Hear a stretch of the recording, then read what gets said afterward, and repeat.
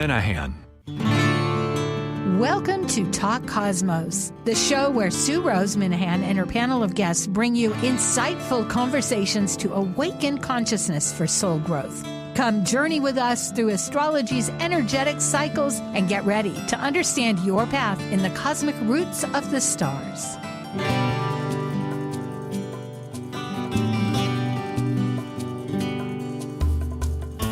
Aloha from Hawaii. I'm Sue Minahan, and I'm so glad to greet you today on the 28th of April, 2024. And we have this wonderful panel, Kaleidoscope Visions, with our transit and a volunteer, and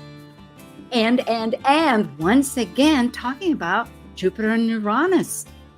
How shattering this might be in a collective moment to enter the worlds that we've been yearning for, that deep in our hearts, we want to spread our roots and find that strength that we can move forward.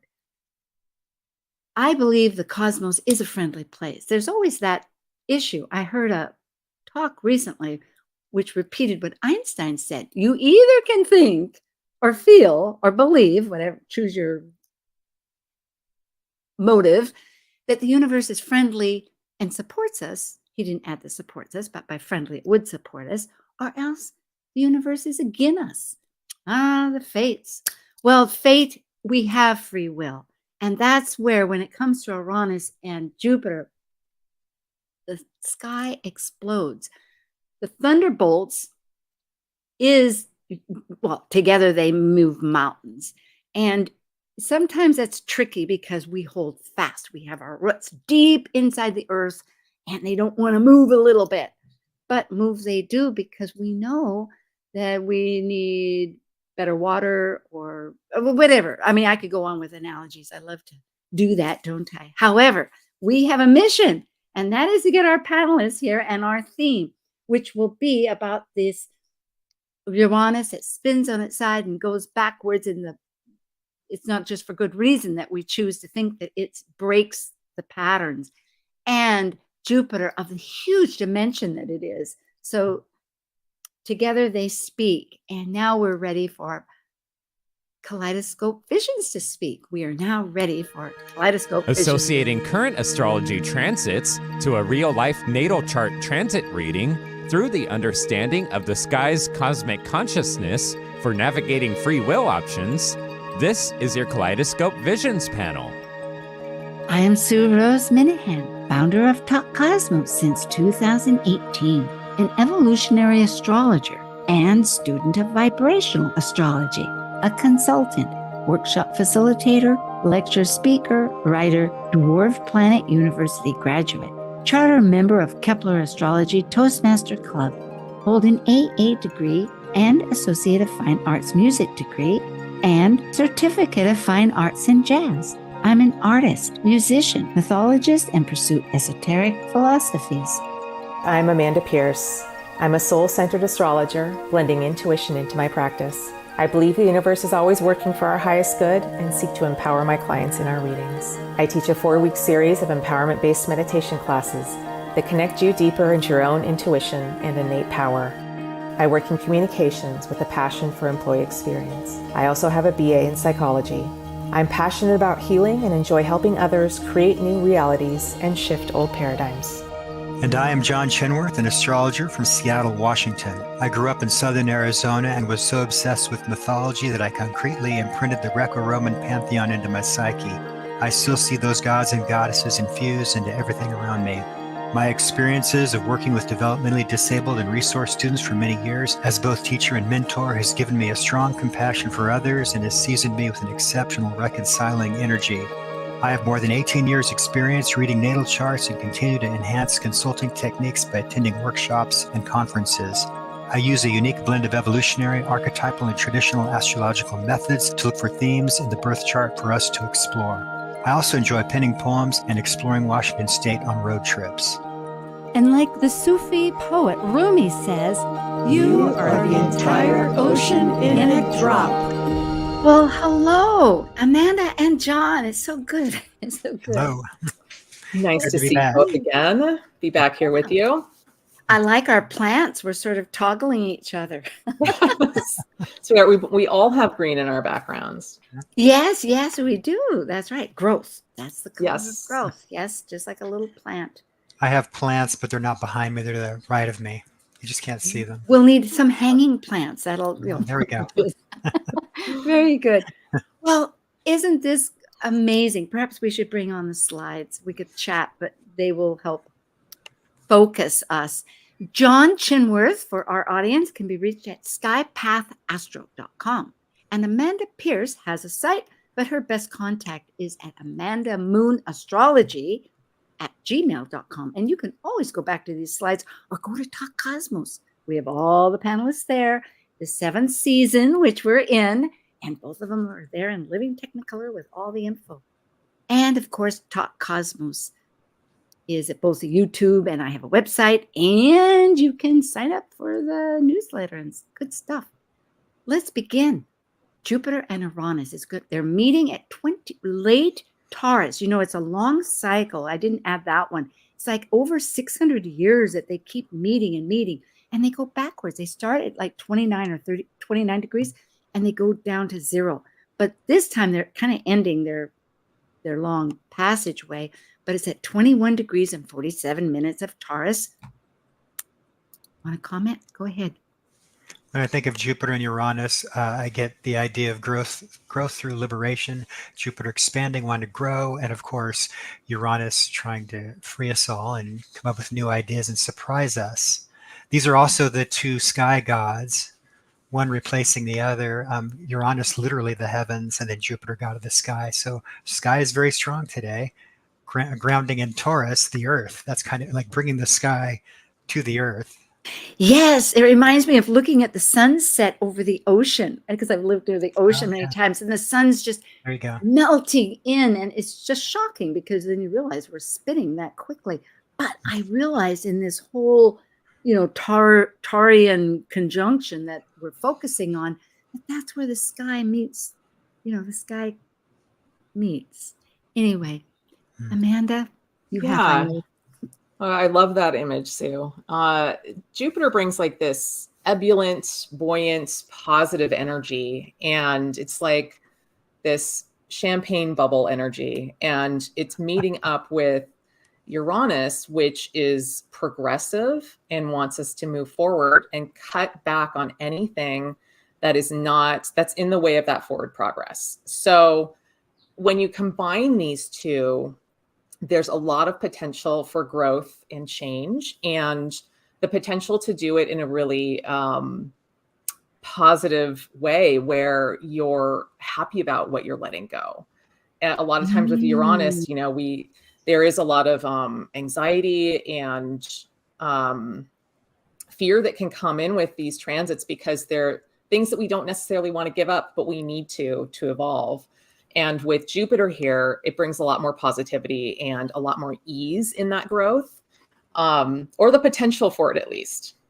I really enjoy hearing that because I know for myself, I toggle between, yes, of course, go.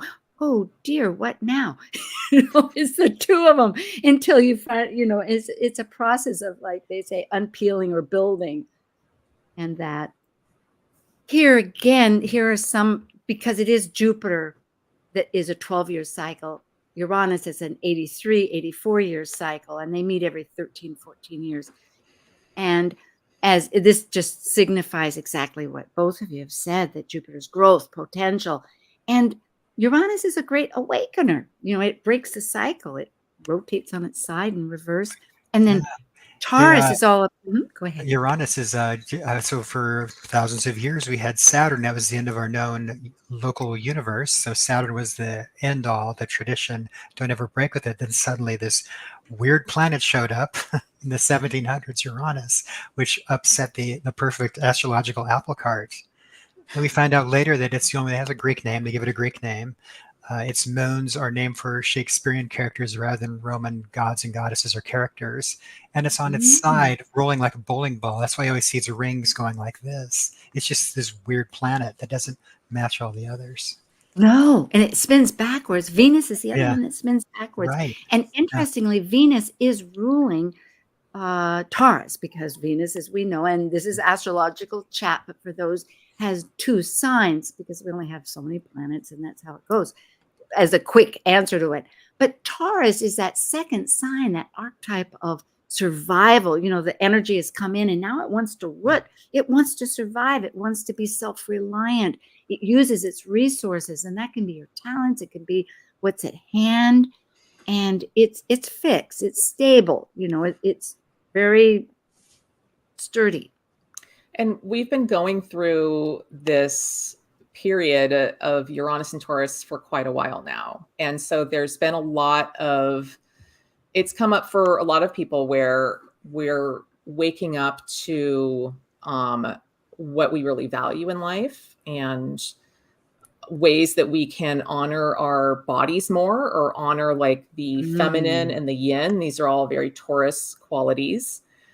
And with Jupiter now arising and connecting with Uranus, we're in the last third of Uranus's journey through Taurus. And so we've been going through this period where all of these things are coming up for us about what we need to let go of. And Jupiter coming in helps kind of like give us that positivity and that push to make those shifts in a bigger, grander way.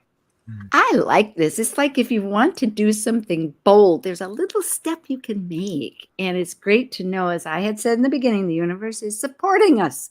So let's see what the Sabian symbol says. And this is more of a different angle. The spiritualist medium, 1925, Elsie Wheeler, and an astrologer, Mark Edmund Jones, worked together. And this is a essence for every degree.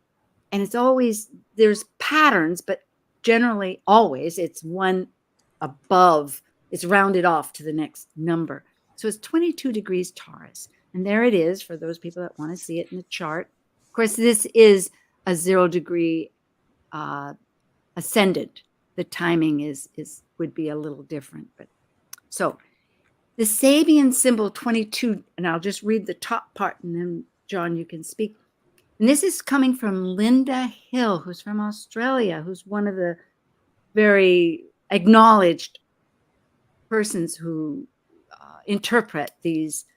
And she slightly changed the original one, adding straight and fearlessly. A white dove flying straight and fearlessly over troubled waters. John, what would you have to say? I think of the song always, Bridge Over Troubled Waters, the Simon and Garfunkel song. So escape, a brief solace or interludes. Everything you want to rise above a little bit and leap a little bit, see what's going on below you, and maybe to get your bearings a little bit. I was also thinking with Uranus and Taurus, Uranus might not like being in Taurus because it kind of cramps its style. But with Jupiter, with that, it expands a little bit and gives Uranus maybe a little breathing area to try it out, to ground a little bit in the surprising things it wants to do, to take a little breather, kind of like this dove flying over the waters. Yeah. Let's see what this is about. We can try this out. Does that make sense? And it makes it, to me, it instantly tells me that really it's changing our perspective. It's going outside the box. In other words, Uranus doesn't need to plant its feet in the ground. It just needs to send things to the earth that can put their feet on the ground. Oh, in other words, and Very Jupiter throws the thunderbolts, which mythologically, that's what Uranus is. And so therefore it brings in the rain, the thunders, and it sprouts up seeds and all of that. And Linda here, I love what you said, by the way, but she says it's transcending worry through spiritual awareness. And so it's these messages but the negative is just on the verse is like not to get caught up in that worry. So as we're looking for our encouragement to have some faith and just do the next step, I guess. Yeah. Well, and that energy of like troubled waters, that can feel a lot like Uranus trying to strip things away from us. And that's a, not a comfortable place. And sometimes it's an area where we don't want to go into because we don't want the pain that's associated with that. So this white dove flying over it, it's like that positivity of Jupiter allowing us to kind of move past it and let it go and not have it be such a painful experience.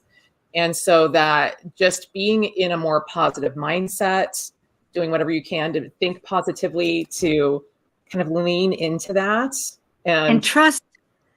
And trust. Yeah. That could be the big word with this transit, trust. Yeah, it may not these be weird energies coming together. You're just going to have one Taurus. We just have to see what this can be. And it may not be exactly what we thought before. I think that's what I'm remembering is that, yes, I have a memory and it serves me to go forward. But on the other hand, it can limit you. It's that deconditioning. And that's really what going into Aquarius, we have Pluto. Anyway, we're going to, let's see what else is happening. Trust that it will work out in the end. And it may not, like what you're just saying, it may not look exactly how you want it to, which is a very Taurus energy. Taurus wants things to be exactly as it likes. The seed said. Yes.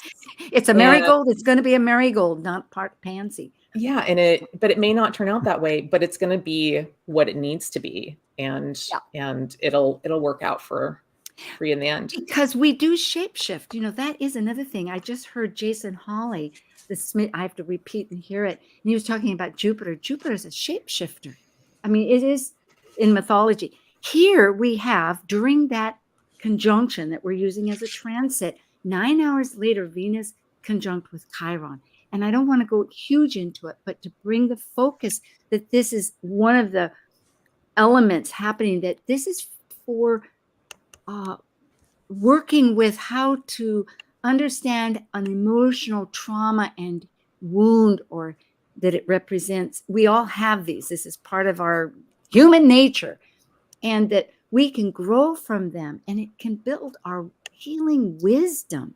So this is because Venus is also, to remind people, the archetype that is ruling this change within Taurus. So healing is part of it, just as we've said, wants us to move forward. Chiron is the great mentor of mythology. Being with Venus, this is the love of mentorship. This is a time where you can mentor others and others can mentor you. So be open to that. And also, what are the things that the new ideas that Uranus is bringing in that you're trying to mentor for yourself or for others? So we have friends. A nice group of planets talking to each other in a nice way. Oh, it's great. Just as we are helping, we trust. Here it is, the chart that we're speaking of. I tried to show that there's these groups of planets. That's part of the energy. And not to talk, we're going to try to talk more generally, like our interpretation. So go ahead and speak. I think, what would be one of them? Go ahead, Amanda. I see. Well, yeah. So there's one thing I wanted to mention is that Venus, the ruler of that Jupiter-Uranus conjunction, is in the same placement as the sun and moon were in the April 8th solar eclipse. So this is like bringing that energy in, or highlighting that energy a bit, where it's like this new seed period of how do I be authentic with myself and do this Aries energy, this authentic me energy correctly and in a more responsible, mature way. So bringing that in, I love it with Chiron there too. I mean, there's such a healing aspect to this, and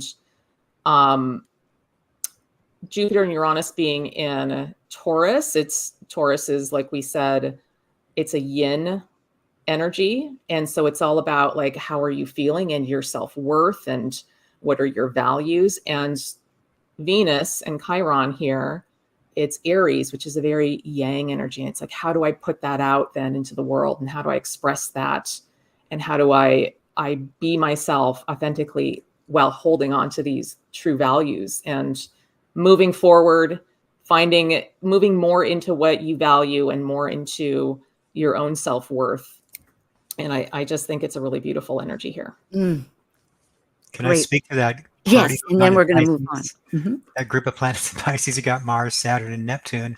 Mars, yay, Pisces, what's it going to do? So maybe that's a good thing. And it's like shielded by those two planets. So these other planets can speak a little more loudly. So Venus can be more loving and Mars just has to kind of. Well, I think it is a spiritual.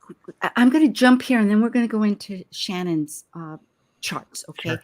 So, and I appreciate all of this because to myself, this is a spiritual growth for action. And by spiritual, it means using that partnership with life, that we're not always, yes, we're the captain of our soul. We have free will, but yet life gives us support. And if we look at how can we get benefit, just like there's tools, there's signs, there's ways ahead. It's not just how we are. So I think this is really great. As you say, these collections are together because together, this, anyway, I don't want to talk too much astrology. So this is good. These are the highlights for people to look at, those that have the YouTube later. And we're going to go into Shannon's before the break. We have about 9 minutes or 7. And also with the bi-wheel. Her chart is on September 26th, 1975. This is for our podcast people. At 4:44, I love all those 4 numbers. Oh my goodness. Real stable, rooted, master type thinking. In Vancouver, Canada. The rising is at 6 degrees Virgo. The sun is at 2 degrees Libra, and it's trine the moon with Ceres. The moon is at 9 degrees Gemini, which is right where Aldebaran, the fixed star, is. So, not talking too much astrology, but let's look at, there's 2 T-squares that I think we can show where the energy is toggling between. One is Venus, which is ruling this particular transit, but for her purpose, it's ruling her thoughts, the thinking communication part. Anyway, and trying to be innovative.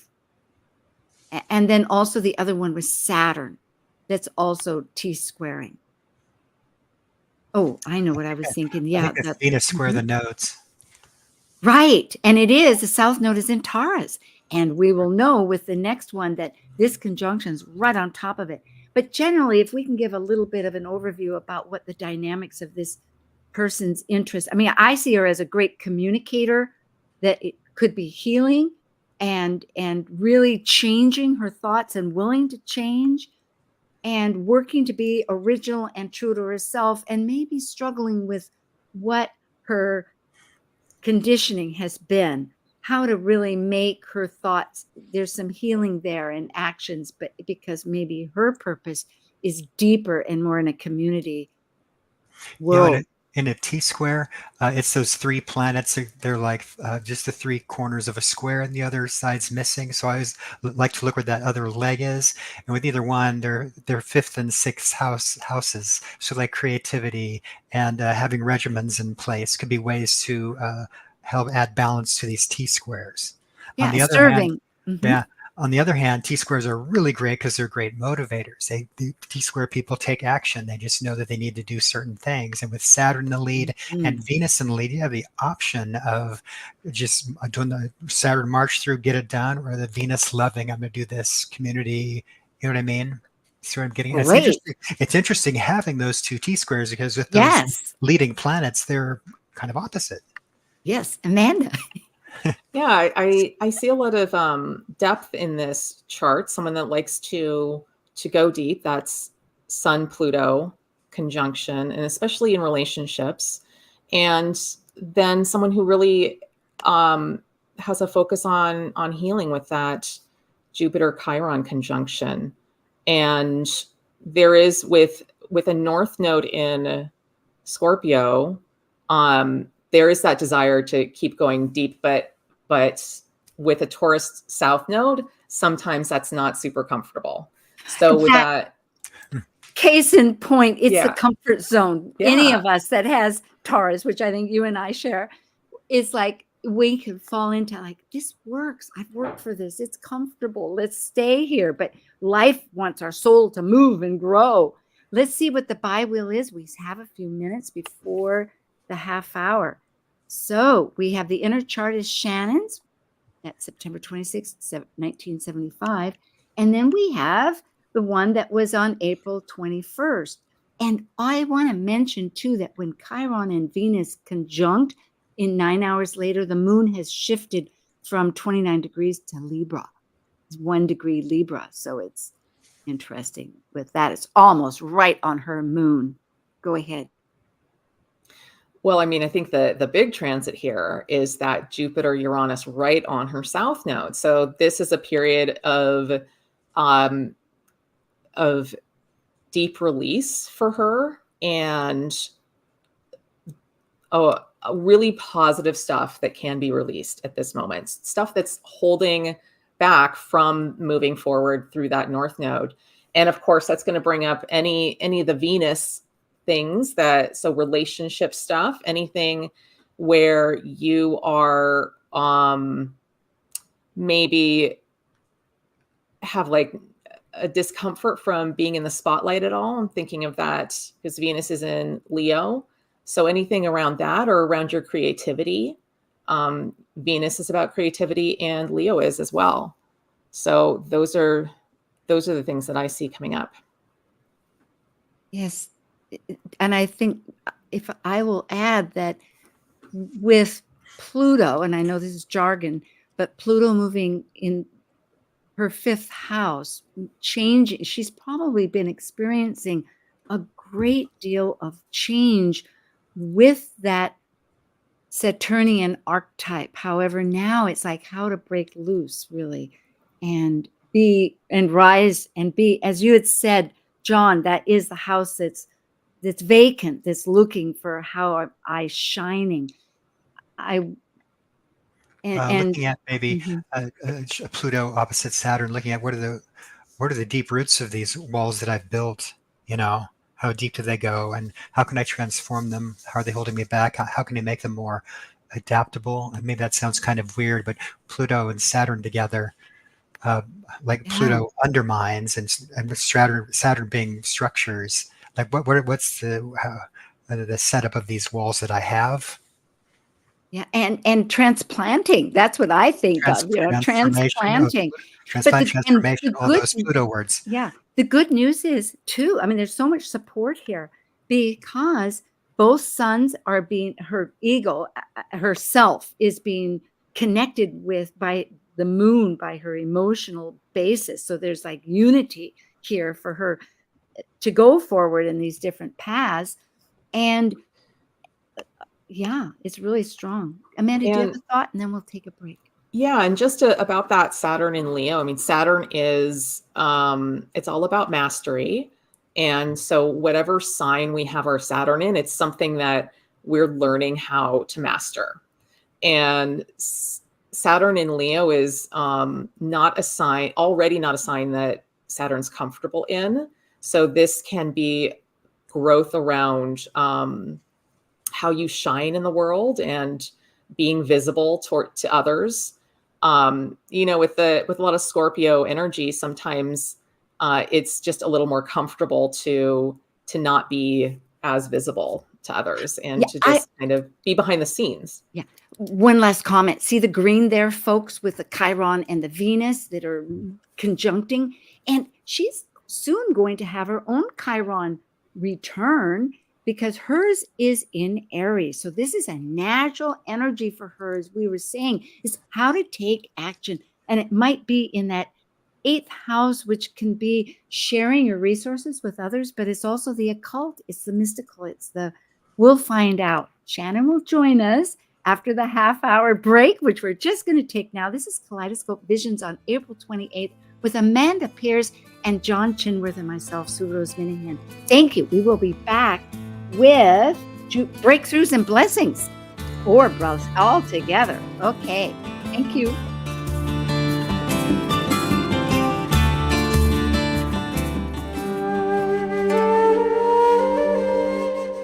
While we take a break from this week's edition of Talk Cosmos, let's take a look at this cycle's archetype. We're currently in the period of Taurus.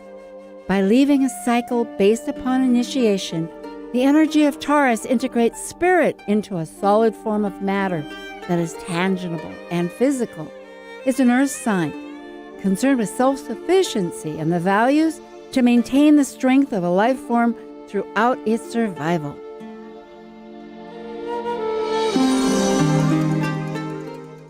This is Martha Norwalk, every Sunday morning beginning at 9 a.m. Thanks in part to Jude Potton at the Whispering Dragon Center in Shoreline, we cover the world of animals. This week, May 5th, it's Shelter Rescue Sanctuary and anything that helps our animal friends Sunday. We'll check in with Meow Cat Rescue, Help Animals India, and Animals24-7.org with Beth and Merritt Clifton. Plus, we'll talk with the Ananda Institute of Living Yoga. Martha Norwalk's Animal World, Sunday morning, 9 a.m. to noon, right here on Alternative Talk, AM 1150.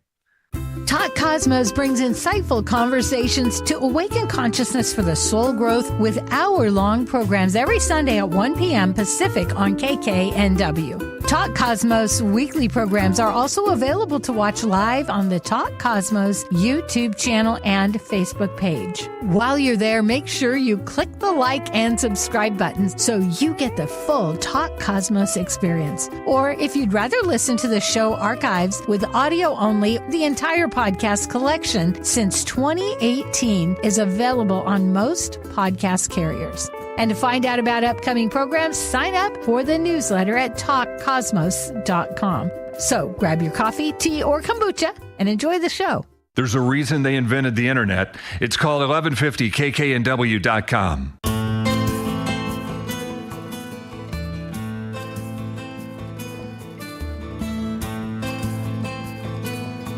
You're muted, Sue.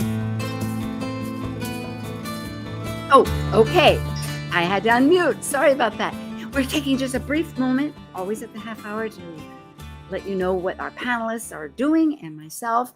John Chinworth, again, is a consultant, and he can be reached at skypathastro.com. He was on last week with a panel about the Chiron return for the United States, and you can check in on him. And we're going to do it again on July 19th, I think it is, because it's potent and it's working, and that's with other astrologers. So go to Talk Cosmos YouTube channel and you can find out about that, and subscribe, of course, and you'll find out more.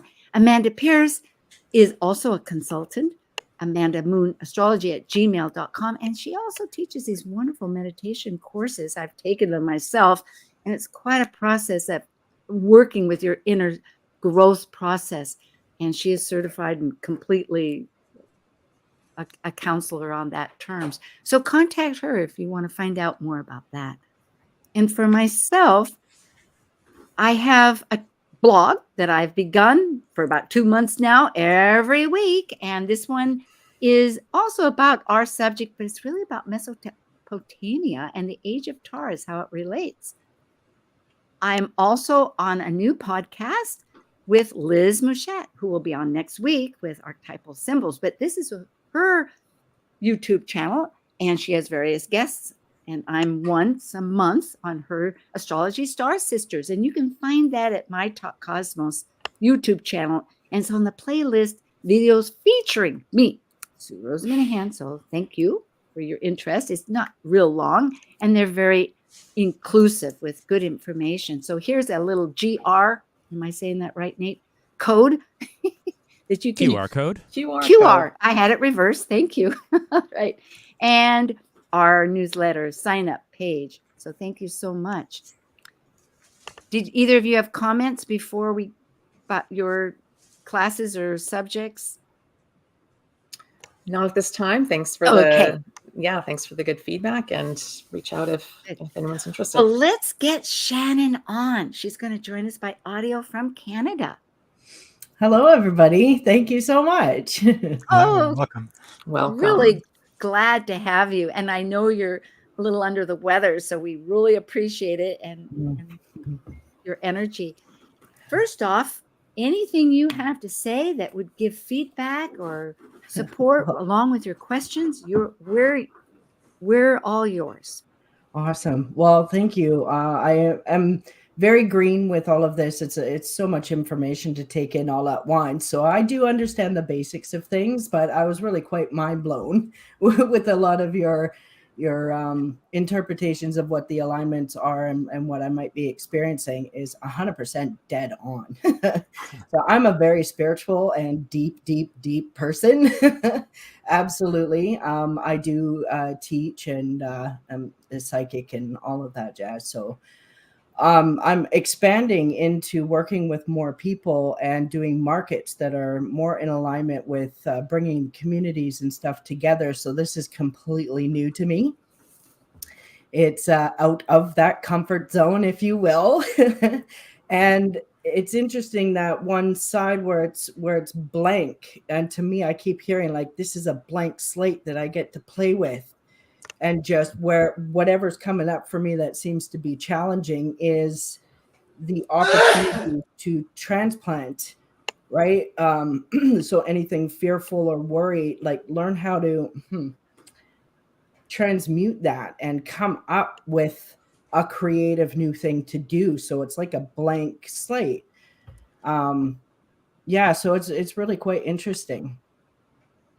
And the energies that I'm feeling lately too is that there are huge shifts taking place, but I don't see where those are actually taking me, which is also very uncomfortable. You've said a great deal, and I appreciate it in every respect. And being what did I do? I went to the last one. Darn, I want to go back to the chart. Come on, Sue. There we are. You know,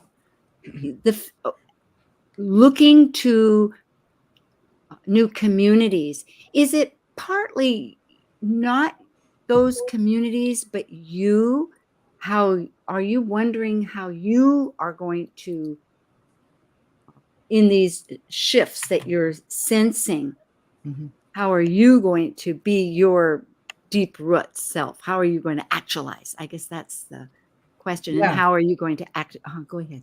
Yeah, this is what I'm discovering, that I need to work more with the things that bring me joy, which is all about being creative. But lately it feels like I've been in the dark with that.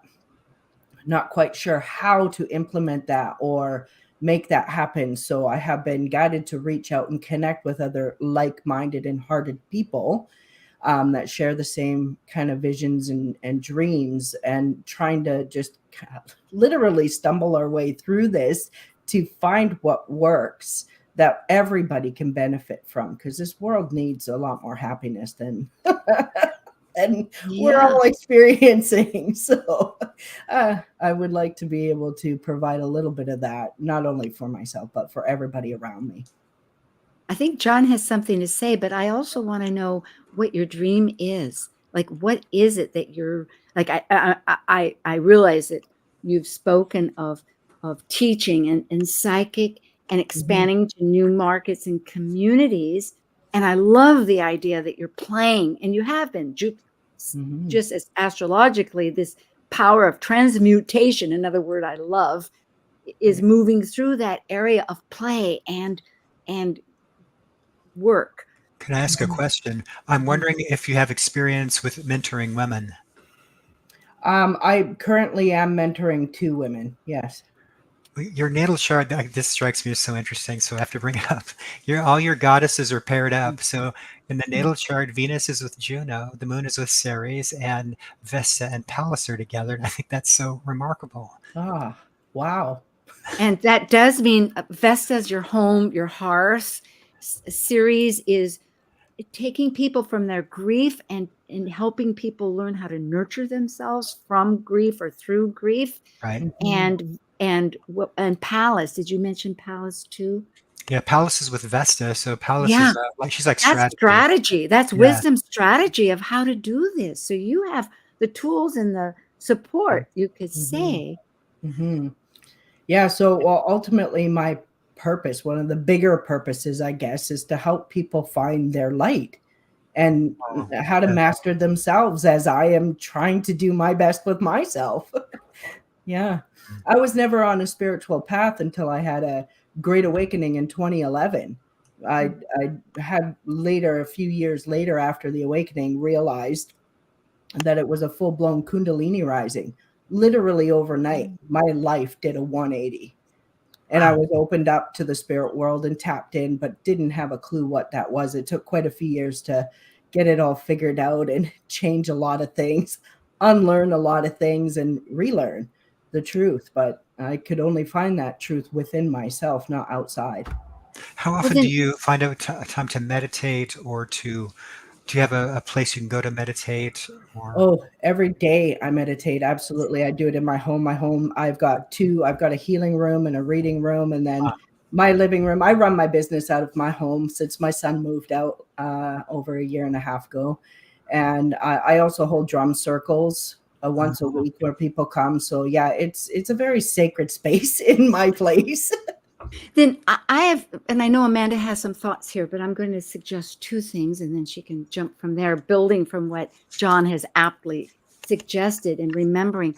Because with that North Node, that's your destiny. That's of like leaving the area of perhaps the philosophy of things, being comfortable with how you're building that, is moving into exactly what you do, mentoring, but teaching and also speaking.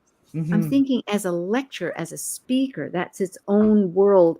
And of course, there's also one-to-one, but in this day and age, like what we're doing, it's online, and there's a great deal to learn about that process. But it can be with groups, because that Saturn is with groups, and it is a matter of connecting as a master in those areas. I can't remember what the second idea was, but Well, how are that's you? interesting, because I've had a few opportunities as of late to come on to podcasts, which There is you go.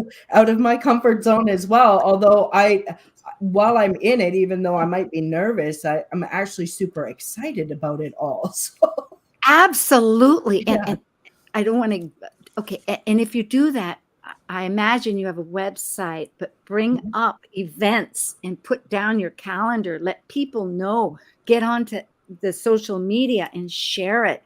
I know that it's hard to have all these hats. I'm working on it myself, but it builds. It Well, builds. I And do have platforms out there, social media. Webinessence Enterprises is my business, and there's lots of information, events, everything gets posted there, as well as on my web.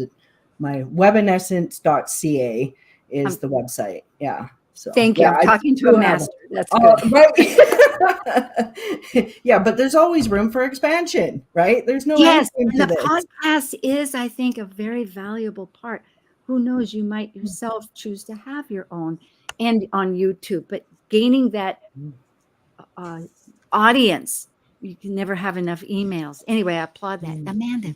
Yeah, well, and Shannon, I love how you really leaned into the positive with going on the podcast. It's like you focused on that and the excitement of it instead of the fear, because this is Uranus is kind of like a tornado, just like whipping around. And here at your South Node, it's going to put a lot of focus on things that are ready to be released, and whatever fears you have around kind of moving forward, and that visibility, just that being as positive as you can. And also Uranus or Taurus, specifically your South Node in Taurus. Taurus is a very grounded energy, and Uranus coming and touching your South Node here may feel a bit ungrounded. So just focusing on grounding yourself, being in your body as much as possible during this time, to kind of allow whatever emotions to come up, so that they can be released, so that you can then just like keep moving forward.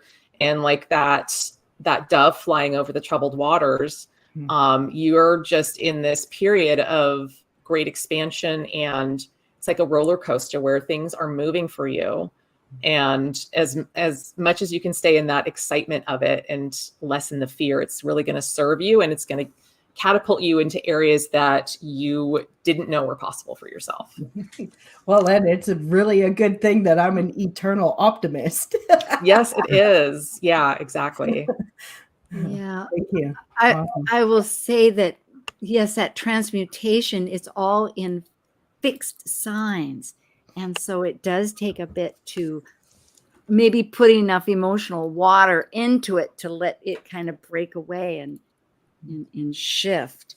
And also like you spoke about the Kundalini rising, and I'm really seeing that with your Venus in the 12th house. Whenever you have planets in the 12th house, sometimes they're obscured and their energy is hard to come out.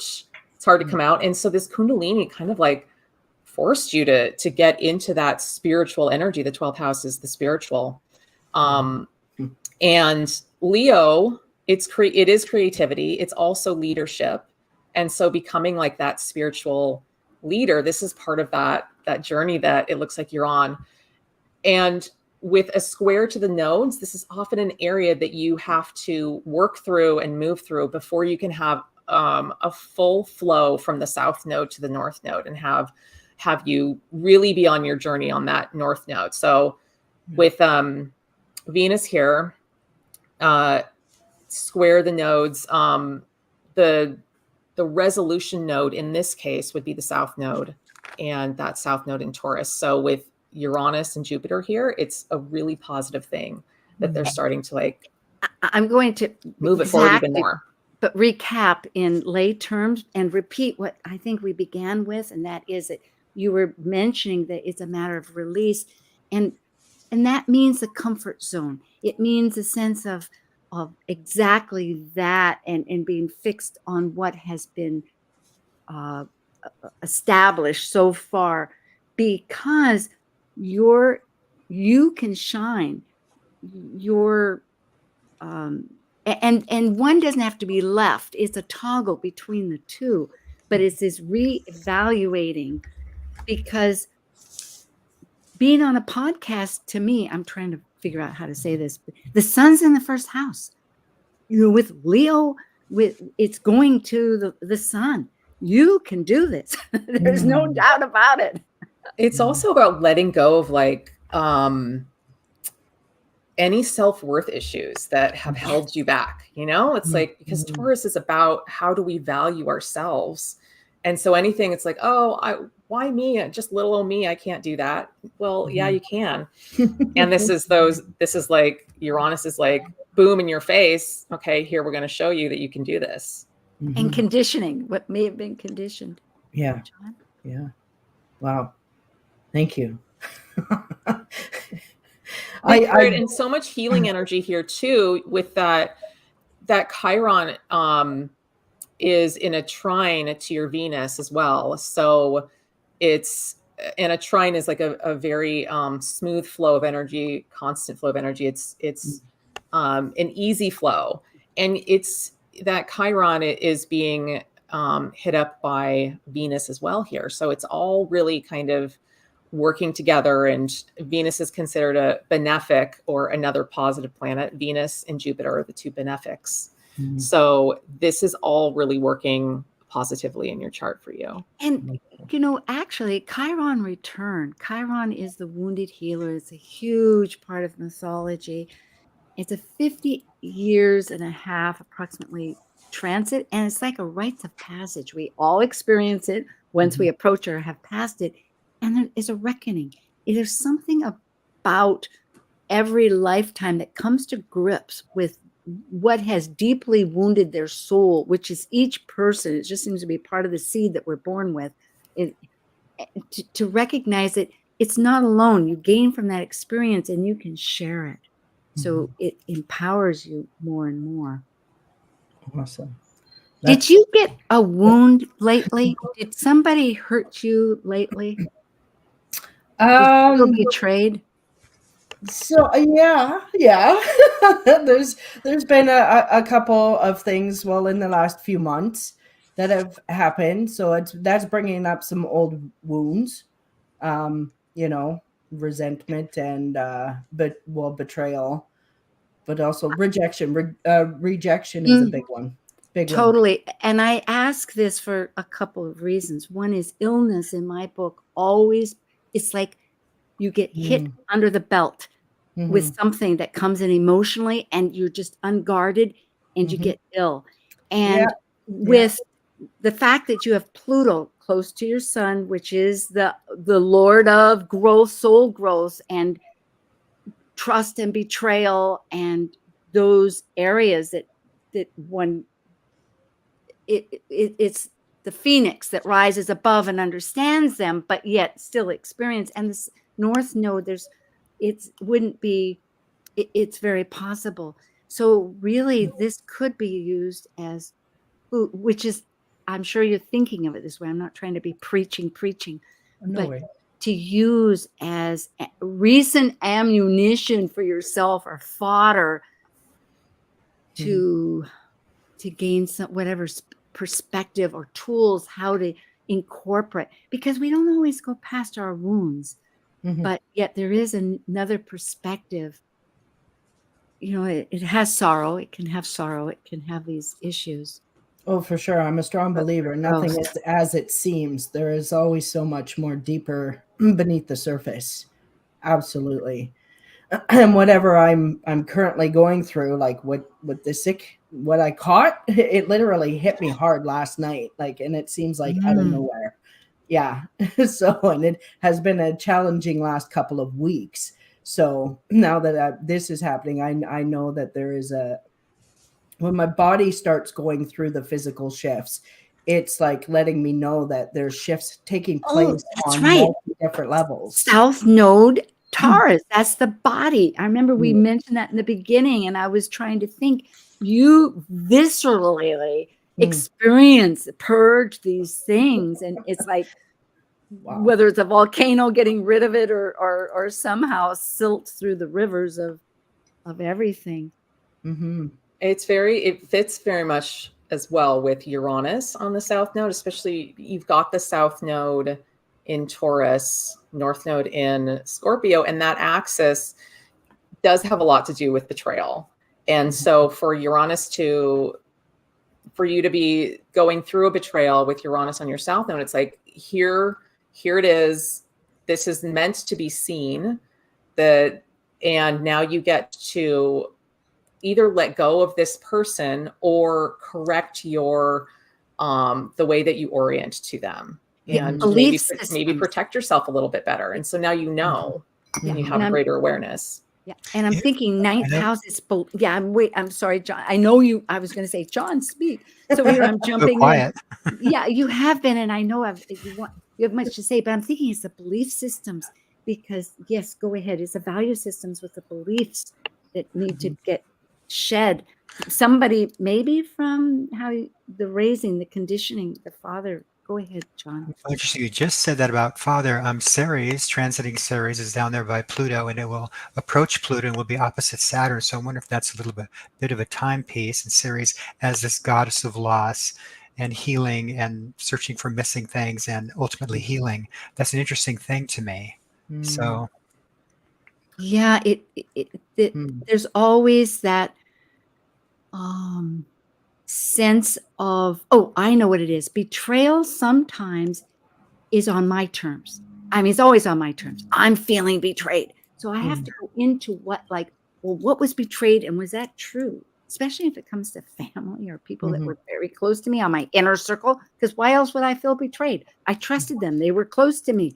And then I have to realize, wait a minute, maybe my evaluation of them or what they served me, their role to me, was inaccurate. Now, that doesn't always change my affection. I mean, the trust part, but it does help me pass through it, that I realize that, Yeah, I've had to do that shift of perspective on a few different occasions. So I totally understand what you're saying there. And yeah, that's probably the same thing that's coming up now. Yeah. I thank you so much, Shannon. I'm not trying to say goodbye this moment, but I look at the clock and we have about 2 minutes, and there'll be music, but we can talk through it. But I didn't know how to finish, because we can talk about details, but looking at the big picture, which we all enjoy here, and you do too, it seems, that really it represents, going back to what we spoke of, freedom, an expansive nature, individual, but it is these experiences, these actions, just remind ourselves that recreates, that's what I'm thinking, a perspective and belief system. And it's not just ourself, but with Chiron, we want to be part of our community and unite growth. So I love your idea of a podcast and and mentoring. John and Amanda. We have Yeah, a I love that. I love the Venus in Leo as a mentoring piece. That's beautiful and a great expression. I love that you have your own space where you can always recenter, meditate, and reconnect. I think that's a very beautiful thing to have. I love that you do drumming. That's such a great way to be in your body. It's fantastic. Powerful medicine, that is. Absolutely. Thank you all so much. This was really quite an honor. Healing. Thank you. This upward and inward. Thank you. And blessings to all. Ahead and within. Thank you for joining an insightful conversation on Talk Cosmos, the show where Sue Rose Minahan and her panel of guests awaken consciousness by connecting soul growth patterns with astrology's energetic cycles. Be sure to tune in next Sunday, 1 p.m. Pacific Time, to continue your journey through the roots of the cosmic pathway.